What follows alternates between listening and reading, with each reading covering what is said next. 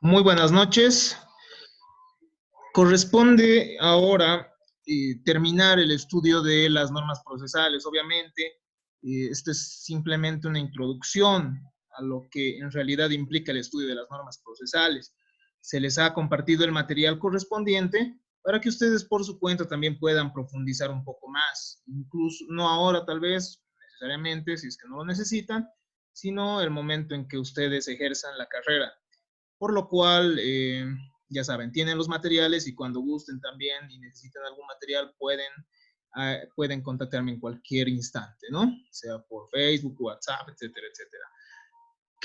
Ya hemos analizado que las normas procesales se caracterizan por estar compuestas en su gran mayoría por normas dinámicas, pese a que muchas veces también necesitan establecer ciertas definiciones, como en el caso de los principios procesales, o van a tener normas que son más estáticas el momento en que se van a referir, digámoslo así, a ciertos deberes que pudiera tener el juez, por ejemplo.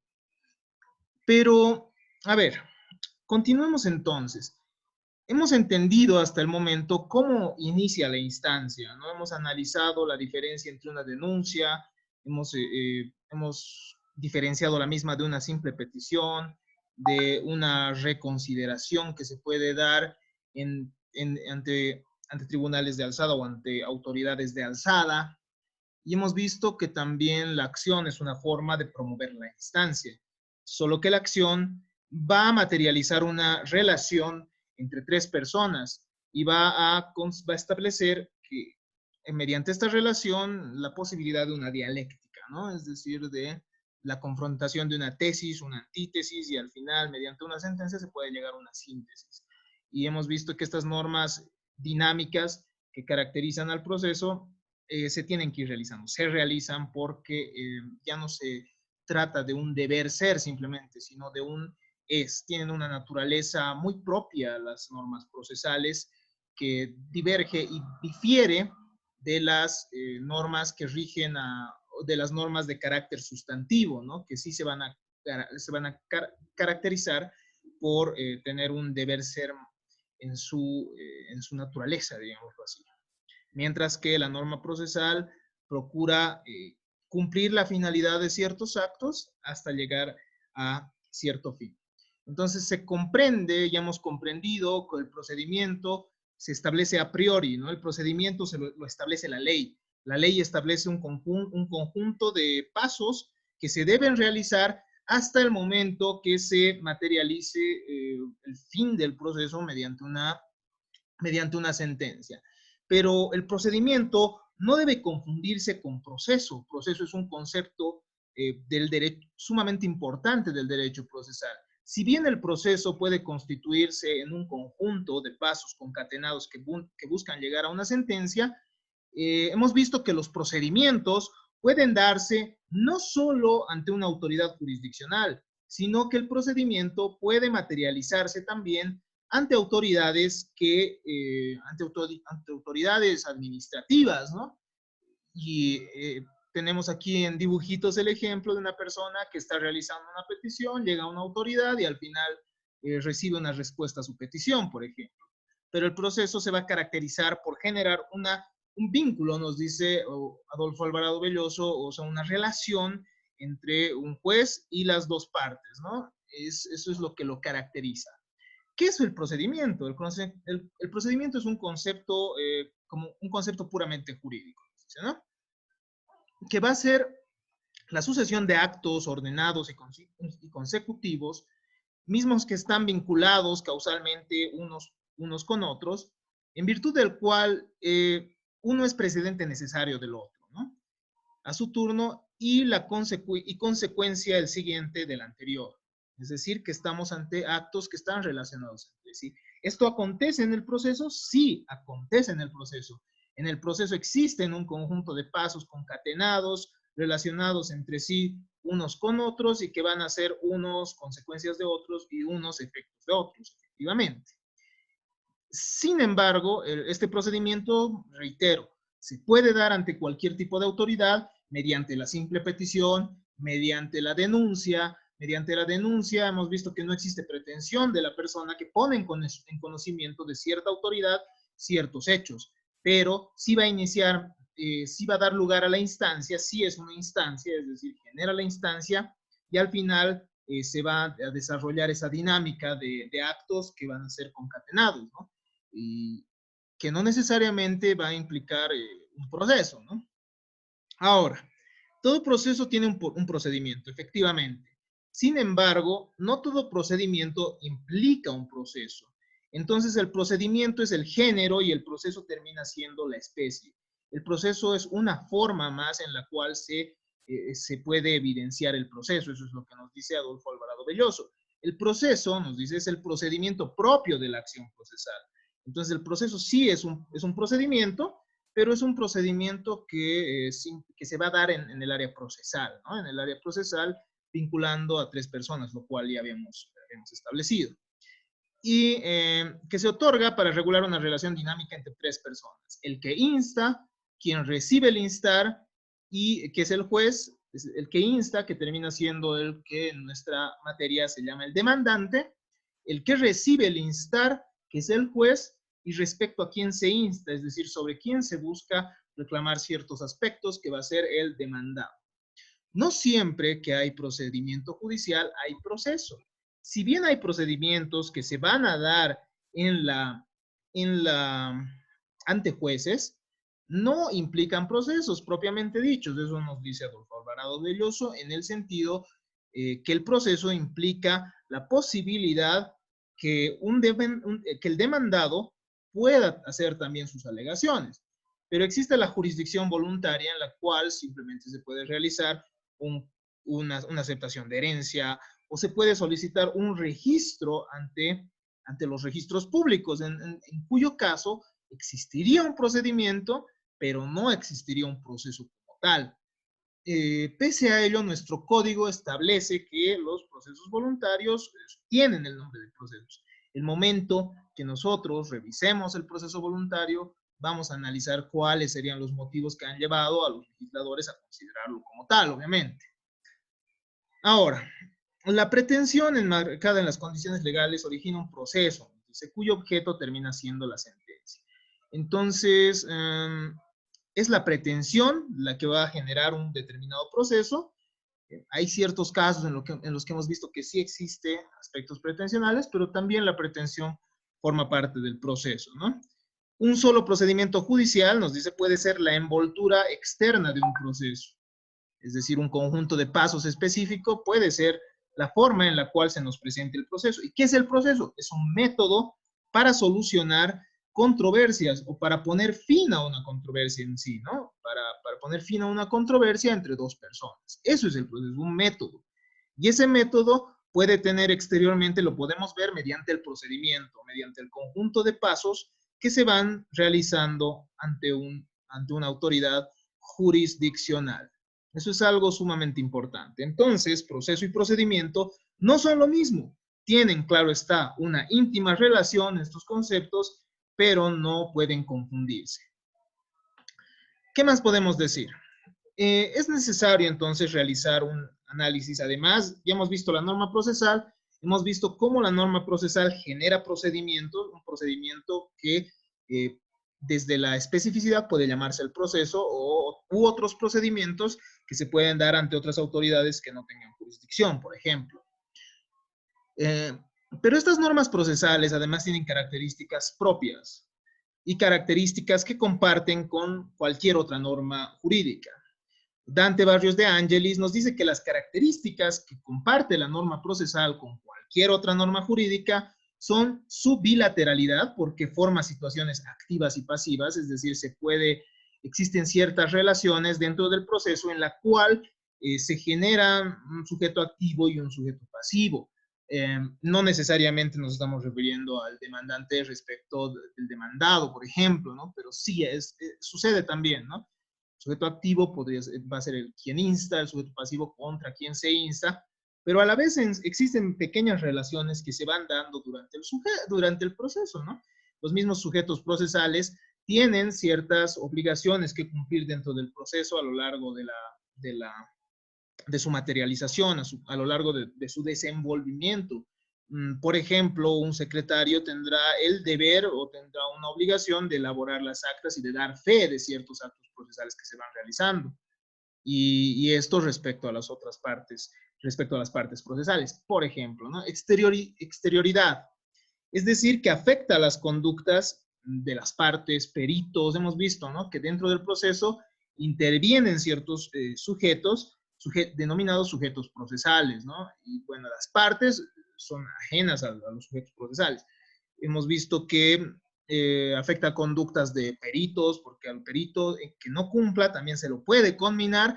Incluso el perito puede volverse puede llegar a resarcir o a ser sujeto pasivo del resarcimiento de daños, ¿no? En caso de no realizar su trabajo durante un tiempo razonable. Eso vamos a ver el momento que analicemos las pruebas, ¿no?, que se dan dentro del proceso. Ahora, las normas procesales también comparten con la norma procesal su imperatividad, es decir, que las mismas establecen órdenes que se realizan a lo largo del proceso. Coercibilidad, es decir, puede darse el uso efectivo de la fuerza en caso del incumplimiento de las normas procesales. Incluso vamos a ver que existen deberes que tienen las partes que cumplir a lo largo del proceso, ¿no? Ciertos deberes de lealtad, tienen que tratar también de obrar y presentar ante el juez las pruebas necesarias bajo esta figura del mejor proveer que tiene el juez. Por ejemplo, puede establecer a las partes que ellas traigan algún testigo para realizar las aclaraciones que el juez considere necesarias, ¿no? Vamos a ver eso en su momento también. Son coercibles entonces y heterogéneas, es decir, que se imponen externamente, más allá de lo que quieran los sujetos, es decir, no van a depender de los mismos. Tenemos además caracteres específicos que van a tener las normas procesales, dentro de los cuales encontramos que las mismas son públicas. Las normas procesales tienen como destinatario principal a un servidor público, que es el juez. Hemos visto que la jurisdicción puede concebirse dentro de sus acepciones como una función pública también, ¿no? Entonces, el juez es el destinatario principal de las normas procesales para que las mismas se materialicen y se cumplan, ¿no? Generan una relación de subordinación, nos dice, ¿no? El juez al final termina teniendo autoridad respecto de las partes, mucho más en un sistema que tiene una matiz garantista fuerte como la nuestra, en la cual el juez tiene que tener los medios por los cuales hacer efectivas sus decisiones y permitir que el proceso se desarrolle normalmente. Entonces, generan relación de subordinación y están regidas por una de las tres funciones típicas del Estado, ¿no?, que es la jurisdicción, o sea, que es además de la administración y además de la legislación. Nosotros hemos visto que la jurisdicción es aquella potestad que emerge del Estado hacia los jueces con la finalidad que los mismos puedan resolver controversias. Entonces, es en este sentido que resultan siendo las normas procesales y resultan teniendo un carácter público. Son autónomas, es decir, que cuentan con principios propios. Nosotros hemos visto que la norma procesal se genera bajo ciertos principios propios. Hemos analizado esos principios, hemos visto que le sirven tanto al legislador para crear normas procesales como al juez para interpretar las normas de acuerdo a la dinámica necesaria del proceso. Las normas autónomas, además, las normas procesales además son autónomas porque tienen un sistema diferente a otras ramas del derecho, ¿no? No son dependientes de alguna otra rama. Si bien en materia sustantiva muchas veces encontramos normas que pudieran ser procesales, por ejemplo, los interdictos nos van a establecer, están previstos en nuestro Código Civil, y ahí se establece quién tiene la legitimación activa, es decir, quién puede demandar un interdicto, quién puede iniciar, quién puede incoar, quién puede formalizar un interdicto. Y es, por ejemplo, en un interdicto de recobrar la posesión, un poseedor que haya perdido la posesión por eyección, es decir, es un requisito necesario, que haya sufrido despojo y que se encuentre dentro del año, pues habiendo transcurrido el año, ya no existe tal derecho de poder acudir ante la jurisdicción, ¿no? Entonces, y eso lo encontramos en normas sustantivas. Si bien encontramos normas sustantivas dispersas en algunas otras leyes, el sistema procesal, es decir, el derecho procesal, el sistema procesal es propio, ¿no? Tiene una estructura propia, más allá de la ley sustantiva. Si bien la ley sustantiva le puede brindar ciertos elementos, estos forman parte también del sistema procesal y no terminan siendo necesariamente una, digámoslo así, no están bajo una relación de dependencia para su existencia, por ejemplo. Son instrumentales. Las normas procesales son un medio de regulación de los derechos sustanciales. Eso es algo sumamente importante, ¿no? Sí son un instrumento para que se materialicen las normas sustantivas. Nosotros ya hemos visto que la norma sustantiva la podemos, en caso de ser vulnerada, acude a, o bueno, requieren de la acción, que es un concepto netamente procesal, para poder acudir ante el órgano jurisdiccional y para poder pedir en su momento la tutela del derecho, ¿no? Además, hemos visto que existe una interdependencia, ¿no? Tanto entre las normas sustantivas y las normas procesales, aspecto que debemos tomar en consideración. ¿Qué más podemos decir respecto a los caracteres de las normas procesales, es decir, respecto a los caracteres propios identificados por este gran teórico que es Dante Barrios de Angelis? Las normas procesales son heterogéneas, pero ya no en el sentido anterior, es decir, de su exterioridad, es decir, que viene alguien y te lo impone, ¿no? Sino que son heterogéneas porque sujetos extraños a la relación procesada pueden determinar el modo jurídico de formar parte de la misma. Nosotros vamos a ver que sujetos ajenos a la pretensión, terceros que puedan estar interesados en el proceso, pueden ingresar y, bueno, ahí se demuestra su heterogeneidad, pero además existen sujetos ajenos al problema mismo, sujetos ajenos a las mismas partes, como el personal de apoyo, peritos, etcétera, martilleros, etcétera, que pueden, ¿no? que forman parte también de todo este conjunto de actos que implica el proceso. Son normas estatutarias. Las normas procesales son normas estatutarias, pues regulan la situaciones preexistentes que no pueden ser modificadas. El proceso nosotros ya lo tenemos en la norma. La norma establece cuáles son los pasos que se tienen que seguir para que el proceso se materialice, ¿no? Entonces el proceso no obedece al capricho de las partes. Tal vez pudiera darse cierta discrecionalidad mayor al juez, por ejemplo, cuando tiene que fallar por equidad, lo que les he dicho, ¿no? Un juez puede fallar por equidad cuando las partes así lo convienen. Entonces, en ese caso, el juez probablemente podría establecer cierto procedimiento, ¿no? Eso supongo que también va a ser regulado en algún momento mediante la jurisprudencia constitucional y mediante los fallos del Tribunal Supremo de Justicia. ¿Qué más podemos decir? Son estatutarias porque los estatutos que tiene el mismo proceso se realizan en mérito a un interés general. Los pasos del proceso buscan garantizar los derechos establecidos incluso en nuestra Constitución, ¿no? Si se le da 30 días al demandado para que conteste, es para que el mismo también tenga un plazo razonable para defenderse y es para no atentar también contra los derechos que él mismo tiene, ¿no? Contra la contradicción que implica el proceso, ¿no? Las normas procesales son razonables. Las normas procesales implican la aplicación también de principios lógicos. Se dan mediante relaciones de causa y efecto, tal cual nosotros hemos visto, en el momento de analizar las normas dinámicas, de las cuales forman parte en su mayoría, de las cuales forman parte del derecho procesal en su mayoría, ¿no? Dispone de un método también para resolver las irracionalidades, ¿no? Estos pasos. Ahora, ¿cómo se debe interpretar las normas procesales?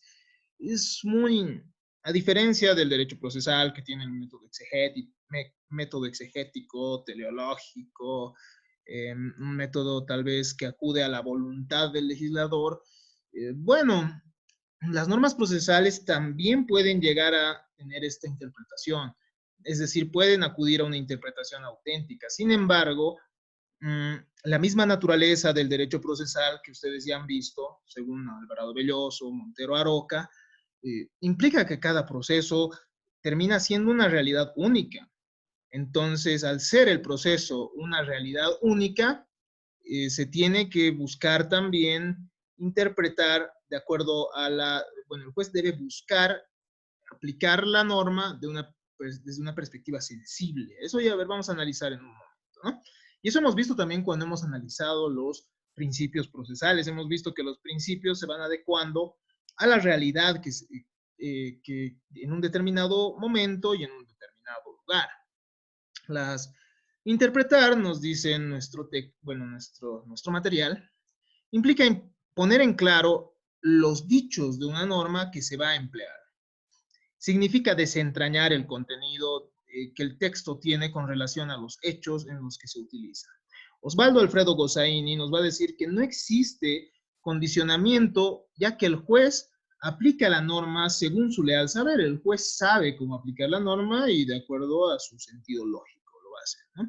Dante Barrios de Angelis, por su parte, nos va a decir que el modo de interpretar es una consecuencia de la cultura jurídica e historia. Pese a ello, existen ciertos métodos, ¿no?, de interpretación y ciertas formas que podemos identificar. La interpretación auténtica va a ser la que realice el mismo creador de la norma, ¿no? Responde al verdadero concepto de interpretación porque proviene del mismo sujeto que emite la disposición. Y es que al final, cualquier norma que nosotros podamos evidenciar, cualquier norma jurídica, cualquier ley que nosotros podamos evidenciar, que ha ingresado a nuestro ordenamiento jurídico, tiene también razones por las cuales se ha promulgado y por las cuales ha ingresado en vigencia, ¿no? Entonces se llaman los motivos que el legislador da.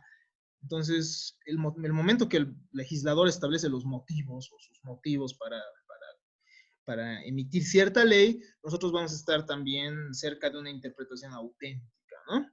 Pero lamentablemente no siempre tenemos aquello, no siempre podemos tener acceso a aquello, y además la interpretación auténtica no siempre va a alcanzar a las autoridades judiciales, ¿no? Porque, bueno, la interpretación auténtica puede no responder también a las necesidades actuales de una sociedad. ¿Por qué? Porque si nosotros, por ejemplo, imagínense este Código Procesal Civil, nuestro Código Procesal Civil de aquí a unos 30 o 40 años, si sigue en vigencia, probablemente no pueda ser aplicado de la misma manera mediante una interpretación auténtica, para lo cual existe interpretación judicial y doctrinaria que emana de terceras personas que prestan su opinión sobre los alcances que puede asignarse.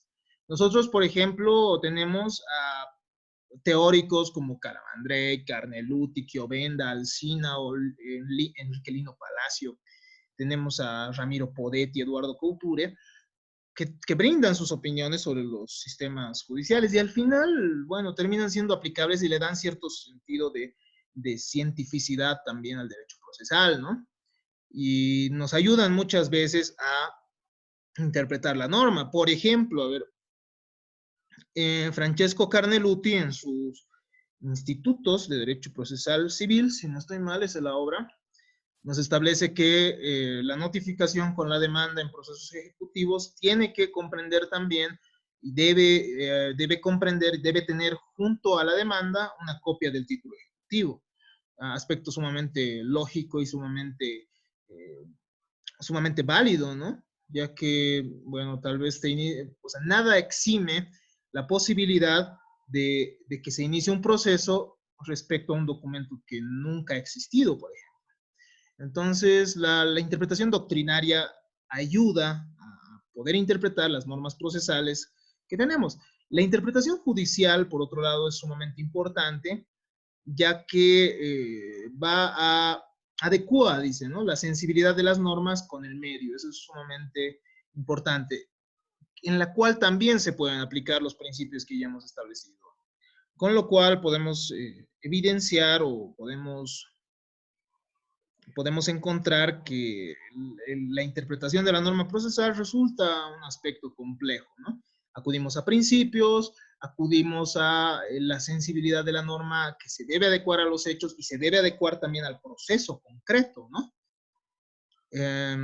Entonces, para ayudarnos a esto también se puede acudir a la norma, a la interpretación gramatical, es decir, buscando el sentido de cada una de las palabras de la ley y acudir a la voluntad del legislador, ¿no? Revisando las actas de debate respecto a la ley que nos puedan ayudar a entender qué es lo que en realidad ha querido el legislador el momento de emitir la ley. Aspectos que nos ayudan en una labor hermenéutica y en una labor argumentativa.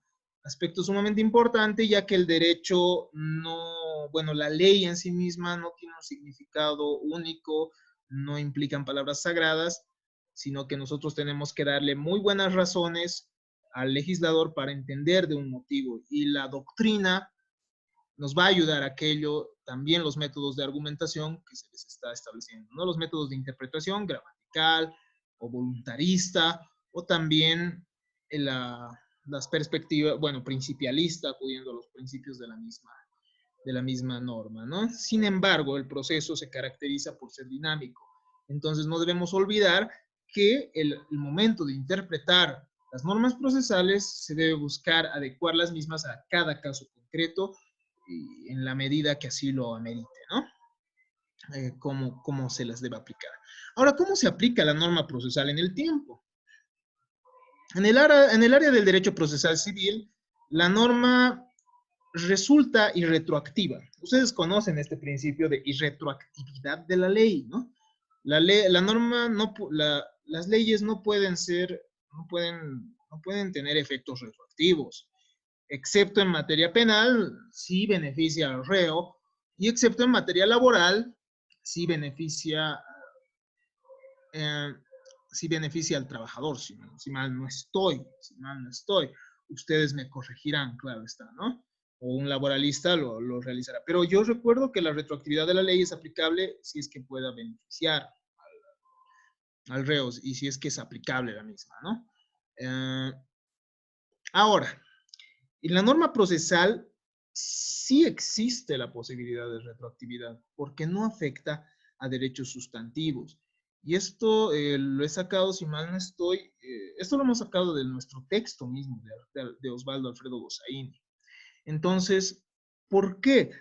Porque el momento que se instaura la norma procesal, se aplican a procesos que ya estaban instaurados normas procesales que rigen el actual proceso.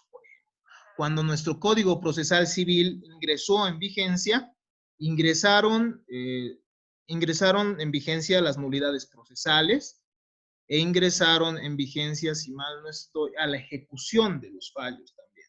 Es decir, no se aplicó a cabalidad todo nuestro código, sino que en las disposiciones finales, disposiciones transitorias, se establece que se aplicaban ya las normas de las nulidades a procesos que ya existían.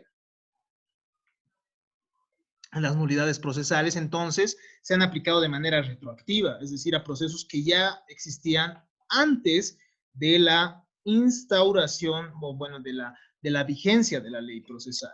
Entonces, la retroactividad, mientras no afecte a actos procesales ya cumplidos, ya modificando las formas que deben adecuarse, dice, la retroactividad puede darse mientras no afecte a actos procesales ya cumplidos.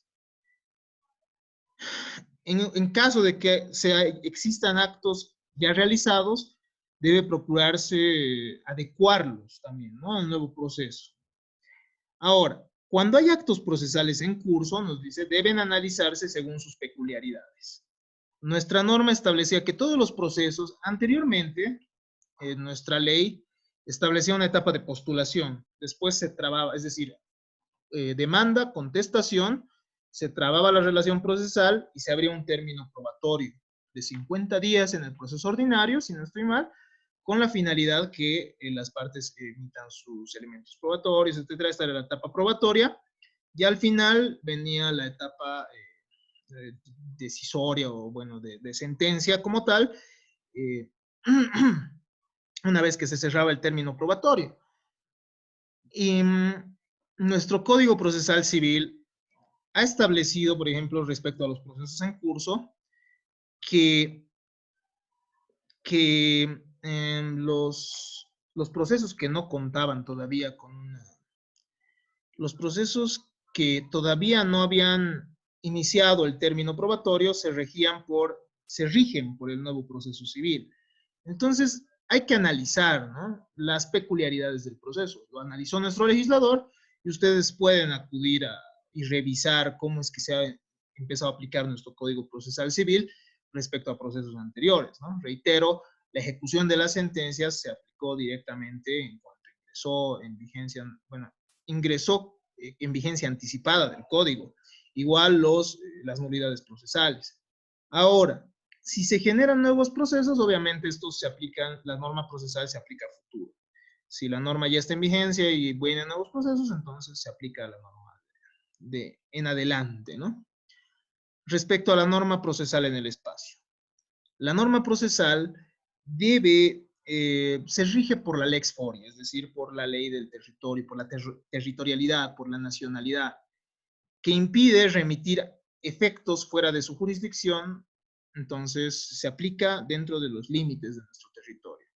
Se aplica la ley de la nacionalidad del juez, como se dice.